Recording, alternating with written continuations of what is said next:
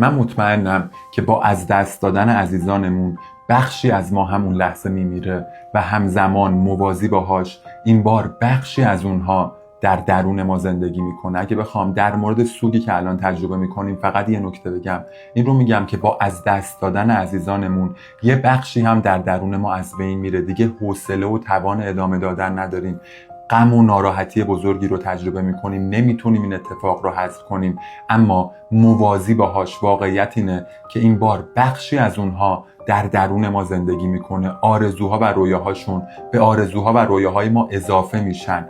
امیدی که داشتن دست ما رو رها نمیکنه و این بار اتفاقا مسئولیت ما شاید اینه که برای این بخشی که در درون ما زندگی میکنه وقت بذاریم و ازش مراقبت کنیم، چون سوگواری واقعی به معنای این نیست که این موضوع بسته بشه، اتفاقا به معنای اینه که به همون آدم‌ها اینجوری بس بمونیم.